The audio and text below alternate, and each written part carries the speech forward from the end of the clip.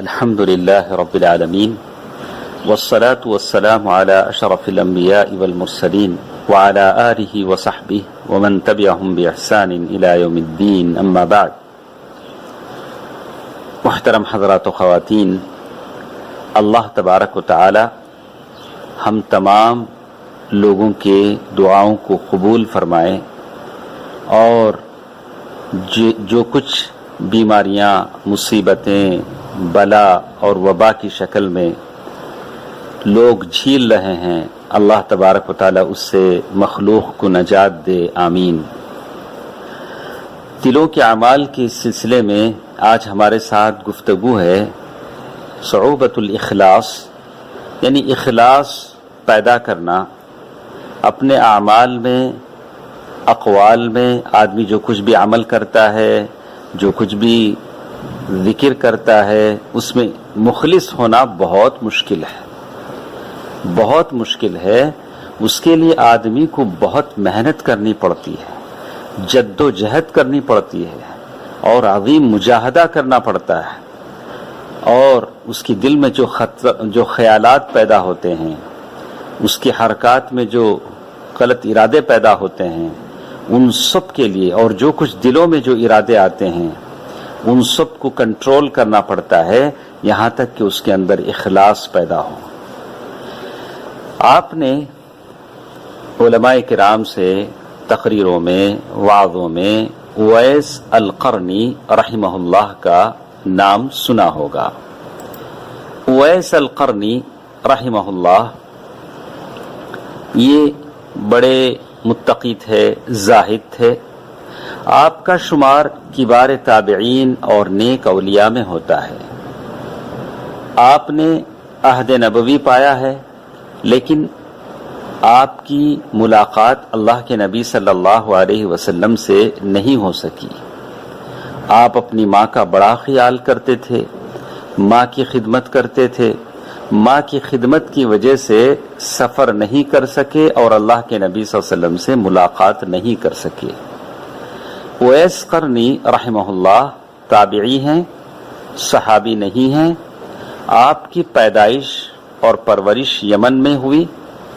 آپ کے بارے میں امام ذہبی رحمہ اللہ سیر اعلام النبلاء میں کہتے ہیں، آپ بڑے متقی اور زاہد تھے، اپنے وقت میں تابعین کے سربراہ تھے. آپ کا شمار متقی اولیاء اللہ اور اللہ کے مخلص بندوں میں ہوتا تھا. امام نووی رحمہ اللہ نے شرح صحیح مسلم میں آپ کے فضائل میں ایک باب قائم کیا ہے. اس کے تحت امام مسلم کی روایت کردہ احادیث میں سے ایک حدیث بھی میں آپ کے سامنے سناتا ہوں.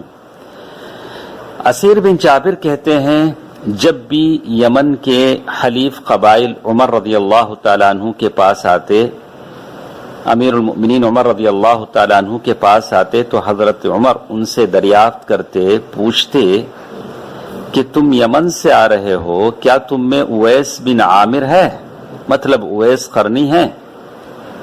ایک دن اویس بن عامر کو پا ہی لیا. بڑی جد و جہد سے حضرت عمر رضی اللہ تعالیٰ عنہ نے حضرت اویس قرنی کو پا لیا. تو عمر رضی اللہ تعالیٰ عنہ نے اویس قرنی سے پوچھا، تم اویس بن عامر ہو، مطلب تم اویس قرنی ہو؟ انہوں نے کہا کہ ہاں. پھر عمر رضی اللہ تعالیٰ عنہ نے ان سے پوچھا، قبیلے کے تعلق سے پوچھا. پھر ان کی بعض نشانیاں پوچھیں کہ تمہیں برس کی بیماری لاحق تھی جو اب ختم ہو چکی ہے، صرف 1 درہم کے برابر جگہ باقی ہے. انہوں نے کہا کہ ہاں بالکل ٹھیک ہے. اور ایک نشانی پوچھی کہ تمہاری والدہ ہے؟ انہوں نے کہا کہ ہاں ہے. پھر حضرت عمر رضی اللہ تعالیٰ عنہ نے ایک حدیث ان کو سنائی کہ میں نے رسول اللہ صلی اللہ علیہ وسلم کو سنا ہے کہ آپ نے فرمایا، تمہارے پاس یمن کے حلیف قبائل کے ساتھ اویس بن عامر آئے گا، اس کا تعلق قرن قبیلے کی شاخ مراد سے ہوگا. اسے برس کی بیماری لاحق تھی جو کہ ختم ہو چکی، صرف 1 درہم کے برابر باقی ہے.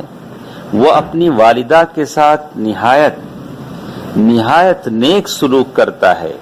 یہ تمام نشانیاں اللہ کے نبی صلی اللہ علیہ وسلم نے اویس القرنی رحمہ اللہ کی پہلے ہی صحابہ کرام کے سامنے بتا دیا تھا، اور یہ بھی کہہ دیا کہ اگر اللہ تعالی پر قسم بھی ڈال دے اویس قرنی تو اللہ تعالی اس کی قسم پوری فرما دے گا، اگر تم اس سے اپنے لیے استغفار کروا سکو تو ضرور کروا لینا۔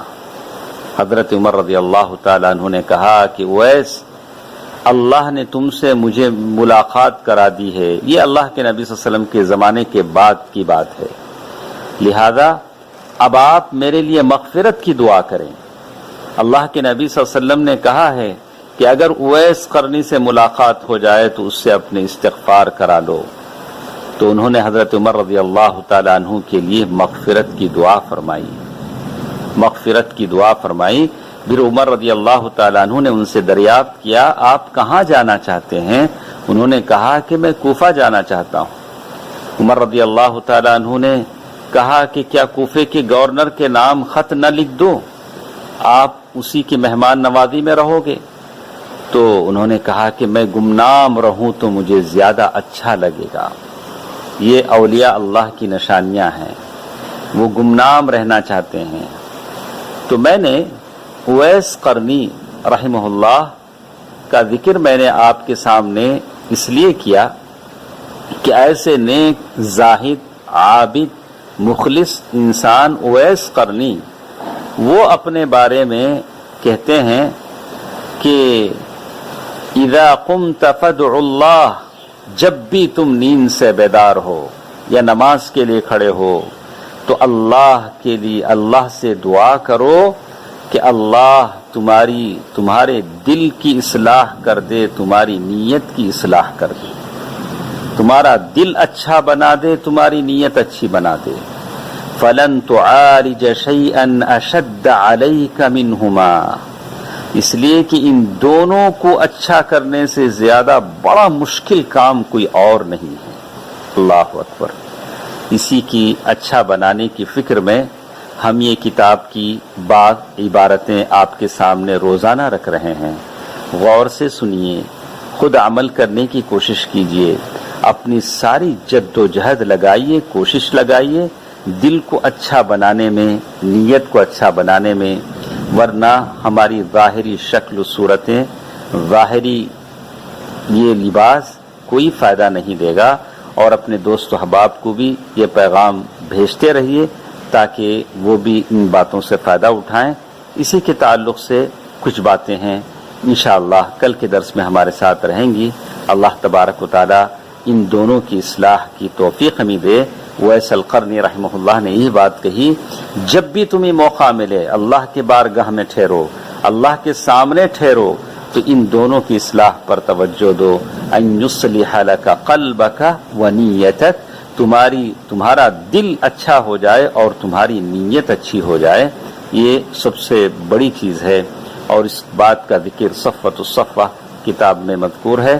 اللہ تعالیٰ مجھے اور آپ کو عمل کی توفیق دے، آمین۔ والسلام علیکم ورحمۃ اللہ وبرکاتہ۔